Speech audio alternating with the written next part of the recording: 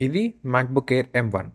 నేనైతే కొన్ని గేమ్స్ ఆడడానికి ట్రై చేశాను. ఎస్పెషల్‌గా ఈ వీడియోకి మాట్లాడుకున్నట్లయితే ఒక గేమ్ అయితే మీకు చూపియబోతున్నాను. చాలా అప్డేట్స్ తర్వాత అసలు ఈ MacBook Air M1 అనేది ఎలా హ్యాండిల్ చేస్తుంది గేమ్స్‌ని అని. అదేవిధంగా నేను చెప్పబోతున్నాను అసలు ఈ MacBook Air M1 గేమ్స్‌కి సెట్ అవుతుందా? అవ్వదా? అని. అది కూడా ఎటువంటి లాగ్స్ లేకుండా. అండ్ బై ద వే నేనైతే ఆడుతున్న గేమ్ వచ్చేసి యూరో ట్రక్ సిమ్యులేటర్ 2. ఇదొక ప్యూర్ సిమ్యులేషన్ గేమ్ అనమాట. అంటే రియల్‌గా మీరు డ్రైవింగ్ సీట్‌లో కూర్చొని గేమ్స్ ఆడితే ఎలా ఉంటుందో ఆ విధంగానే ఉంటుంది. అన్ని కంట్రోల్స్ అయితే ఉంటాయి. మీరు ఎలా కావాలంటే అలా చేయొచ్చనమాట. ఇకపోతే ఈ గేమ్ అనేది మనకి ట్రిపుల్ ఏ టైటిల్డ్ గేమింగ్ లిస్ట్‌లకైతే రాదనమాట. బట్ కానీ హెవీ గేమ్ అని చెప్పొచ్చు. చూద్దాం ఈ M1 చిప్ అనేది ఎలా హ్యాండిల్ చేస్తుంది ఈ గేమ్‌ని అని.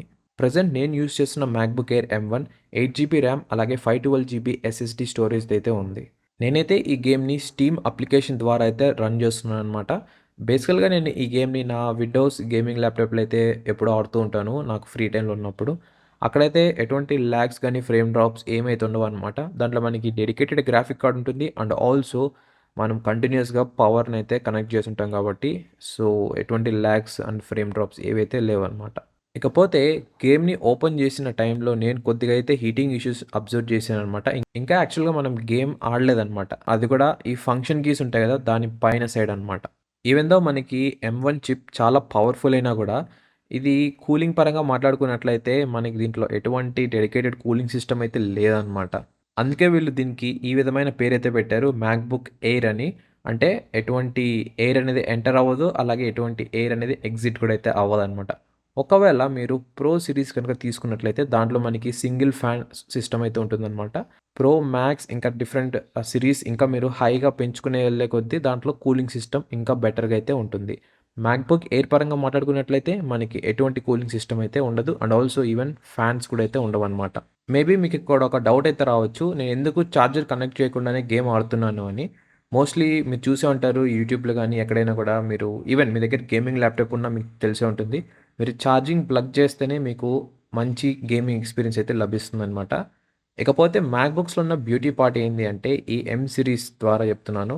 ప్రీవియస్‌గా మనకి మ్యాక్‌బుక్‌లో ఇంటెల్ సిరీసే ఉండేటివన్నమాట. ఈ M1 చిప్‌తో మ్యాక్‌బుక్ ఒక దిశ అనేది చేంజ్ అని చెప్పొచ్చు. ఈ మ్యాక్‌బుక్ ఎం సిరీస్ ఏంటంటే మనం ప్లగ్ చేసినా అంటే ఛార్జింగ్‌తో యూజ్ చేసినా, చార్జర్ తీసేసి యూజ్ చేసినా సేమ్ పర్ఫార్మెన్స్‌నైతే ఇస్తాయన్నమాట. ఎటువంటి డ్రాప్ లేకుండా. అది బ్యూటీ థింగ్. అండ్ ఈవెన్ ఇప్పుడు మనం విండోస్ ల్యాప్‌టాప్‌లో గూడా ఆర్మ్ బేస్డ్ చిప్‌సెట్స్ అయితే వస్తున్నాయన్నమాట. స్నాప్‌డ్రాగన్ ఎక్స్ ఎలీట్ అని మీరు వినే ఉంటారు పేరు. అవన్నీ కూడా ఈ M1, M2, M3, M4 ఈ చిప్‌సెట్స్‌కి కాంపిటీషన్ అనమాట. ఇక గేమింగ్ ఎక్స్‌పీరియన్స్ గురించి మాట్లాడుకున్నట్లయితే ఈవెన్ దో మనకి గేమ్ స్టార్టింగ్‌లో బానే రన్ అయినా కూడా కొద్దిగా వితిన్ 1 ఆర్ 2 మినిట్స్ తర్వాత ఏంటంటే చాలా లాగ్స్ అయితే అవుతున్నాయి. అండ్ ఫ్రేమ్ డ్రాప్స్ అవుతున్నాయి. అంతేకాకుండా హీటింగ్ ఇష్యూస్ కూడా చాలా అయితే ఎక్కువైపోయాయన్నమాట కీబోర్డ్‌లో చూసుకున్నట్లయితే. ఇంతే కాకుండా యారో కీస్ ద్వారా కూడా అంటే ఈ గేమ్‌లో స్టీరింగ్‌ని కంట్రోల్ చేయాలంటే యారో కీస్ అయితే నేను సెట్ చేసుకున్నాను. సో, యారో కీస్ కానీ లేకుంటే వేరే బటన్స్ ఏవి ప్రెస్ చేసినా కూడా మనకి లేటెన్సీ ఇష్యూస్ అయితే ఉన్నాయన్నమాట. నేనైతే సేమ్ ఇదే సెట్టింగ్స్ నా విండోస్ గేమింగ్ ల్యాప్‌టాప్‌లో కూడా అయితే యూజ్ చేశాను. దాంట్లో ఎటువంటి లాగ్స్ గాని, ఫ్రేమ్ డ్రాప్స్ ఏవైతే లేవనమాట. గేమ్ పర్ఫెక్ట్‌గా అయితే రన్ అవుతుంది. సో, ఓవరాల్‌గా కొన్ని నిమిషాలు అయితే ఇంకా ప్రీవియస్ గేమ్స్ కూడా ఆడానని చెప్పాను గదా! ఆ గేమ్స్ ఆడిన తర్వాత అండ్ ఈ గేమ్ ఆడిన తర్వాత మ్యాక్‌బుక్ ఎయిర్ M1లో ఎస్పెషల్‌గా గేమ్స్ ఆడొచ్చా? అది కూడా 8 జీబీ ర్యామ్ మోడల్ అలాగే 512 జీబీ ఎస్ఎస్‌డీతో వచ్చే దాంట్లో అంటే నో గైస్ మీరైతే గేమ్స్ ప్లే చేయలేరనమాట. నేను మాట్లాడుతుంది హెవీ గేమ్స్ గురించి.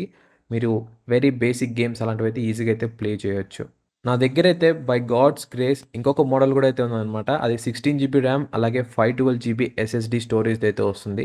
నేను దాన్ని గూడా అయితే చెక్ చేస్తాను ఫ్యూచర్‌లో గేమింగ్ ఎలా వస్తుంది ఏంటని. మోస్ట్‌లీ ఈ గేమ్‌నే టార్గెట్ చేస్తాననమాట. ఎందుకంటే మీకు ఆల్రెడీ ఒక వీడియోలో చూపిస్తున్నాను కాబట్టి దీంట్లో.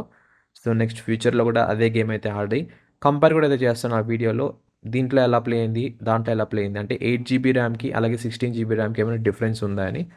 అండ్ ఆల్సో మీరు ఆ వీడియో మిస్ అవ్వకుండా ఉండాలంటే కింద కనిపిస్తున్న సబ్స్క్రైబ్ బటన్ని ప్రెస్ చేయండి. అండ్ ఆల్సో పక్కనున్న బెల్ ఐకాన్ కూడా అయితే ట్యాప్ చేయండి. సో దట్ నేను ఏ వీడియో పెట్టినా మీకు నోటిఫికేషన్‌గా అయితే వస్తుంది.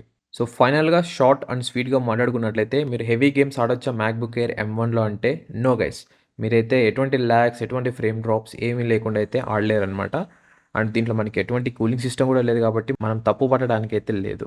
యాక్చువల్‌గా మనకి మ్యాక్‌బుక్ ఎయిర్ సిరీస్ అనేది దేనికి హెల్ప్ అవుతుందంటే ఏదైనా మీరు బేసిక్ వర్క్స్ చేస్తున్నారు లేకుంటే ప్రోగ్రామింగ్ గానీ, development side even Photoshop, video editing ఇవన్నీ దానికి కూడా అయితే సెట్ అవుతుందనమాట. అంతేగాని ఇలాంటి హెవీ గేమ్స్‌కైతే సెట్ అవ్వదు.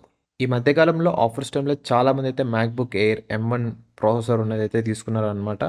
అది కూడా మనకి 8 జీబీ ర్యామ్ అలాగే 256 జీబీ ఇంటర్నల్ ఎస్ఎస్‌డీతో అయితే వచ్చేది.